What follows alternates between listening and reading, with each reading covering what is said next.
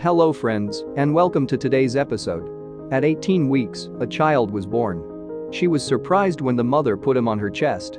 At 18 weeks, most kids are just starting to show signs of growth, so they are about the size of a prune and only about 2 inches long from the top of the head to the bottom.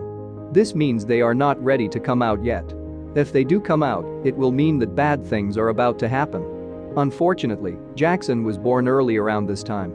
When his mother picked up his tiny, fragile body, she was shocked by what she saw next. Charity and Tanner woke up in the middle of the night, scared that something bad had happened to her. She was having painful cramps that were getting stronger and happening more often. As the days went by, her heart broke as she realized that her beloved baby was about to be born and that she wouldn't be able to save him because she was only 18 weeks pregnant. The 30-year-old wife and mother of 2 woke up her husband, Matt, in the middle of the night to tell him she needed to get to the hospital right away. The parents didn't have anyone who could come over to watch their sleeping kids so quickly, so they asked friends and family for help. Even though Ryan, 8, and Collie, 5, were still in their pajamas, Matt woke them up and got them into the car as quickly as possible. On their way to the hospital, they were now driving very fast. Charity's mind raced through the series of events that had led them to this unexpected and unplanned moment. In March 2015, she and Matt were happy to tell their kids about the new family member who had joined them just 2 months earlier. So that their kids could understand what was going on, their parents gave them a gift package with baby socks, wrapping blankets, and a framed picture of an ultrasound with the directions to guess what each item was. Ryan called what happened baby stuff in a video of it that Charity took. "Are you going to have a baby?" he asked with a smile and his eyebrows raised in excitement. After a month, they started to bleed. "I was bleeding constantly for about an hour.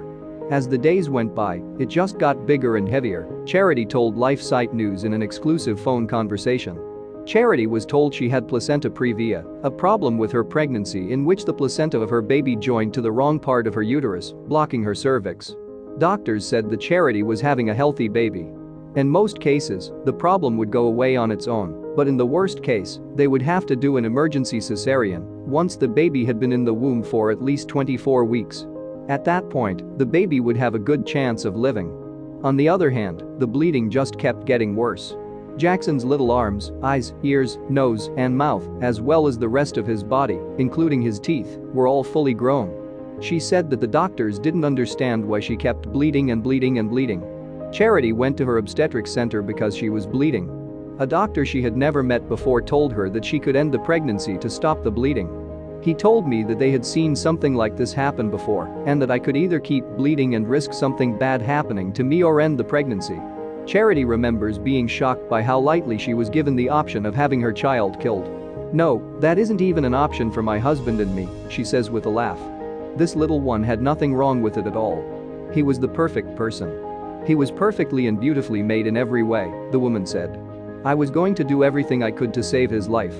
Charity remembered that at the time, she didn't feel like she had the right to make a choice about having an abortion. It had its own life and heart that was beating. It was life, and it had the power to grow. "I wasn't able to take all of that away," she said. Charity and Matt had a strong desire to have a boy who would bring something special to their family in the years leading up to the birth of this child. So, when they found out they were going to have a baby, they both knew it would be a boy, and they were right. By this time, the car had arrived at the hospital. Charity couldn't walk because she was in so much pain. Matt helped her into a wheelchair. She was cared for by nurses and a doctor. As soon as she was brought into the room where she was found, an ultrasound showed that the baby had already come down and was on its way out. Charity can remember that a doctor told her to push. The woman said that she didn't want to force him because she only wanted him to be okay, which she thought meant that he would have to stay inside of her. Nature, on the other hand, did what it was supposed to do, and in a few minutes, a tiny baby was born, still inside his safe fetal sac. Everyone in the room thought the baby was dead when it was born because an ultrasound done before the birth had just barely picked up a heartbeat. After the baby was born, a nurse cleaned up the mess and opened the umbilical sac so the baby could be seen for the first time. She asked Charity and Matt if they wanted to see the dead body. They said that's what they did. When the parents looked down at their tiny baby's perfectly made body, they felt the deepest sadness. Both of his fingers and toes were very small. His eyes, nose, and mouth, as well as his ears and ears, were all beautiful. They were able to figure out that he really was a boy. Little red lines could be seen running through his body, which was almost see-through. His skin was so wet and sensitive that it started to stick to the towel that was used to cover him. This showed that he was in pain. When a nurse came, she put him on a piece of plastic to protect his skin.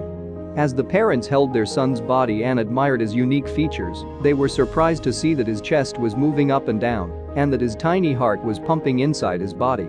A nurse told them that the problem was probably just caused by electrical shocks.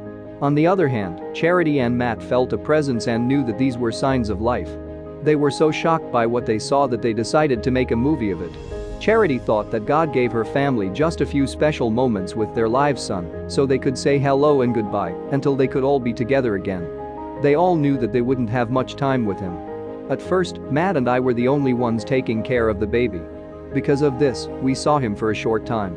Seeing my husband with him was one of the hardest things I've ever had to do.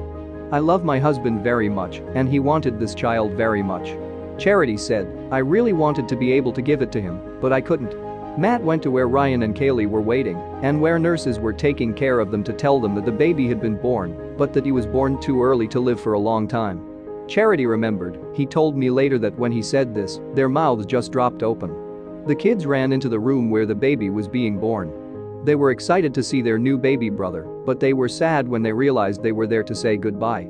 This little guy was held carefully and kissed softly and lovingly by his family for about 30 minutes. Charity said, it was a really nice experience because, at the very least, we got to spend that short time with our little boy as a family. This was something very special that we'll always remember. The name Jackson was given to him. At the time, there was a huge sense of loss, but thinking back, I'm so glad that my kids were there and could see it and comfort their brother.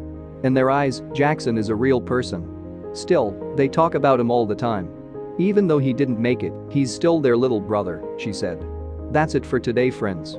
Please let us know what you think about this story. Thank you for watching, and we'll see you soon for more amazing stories.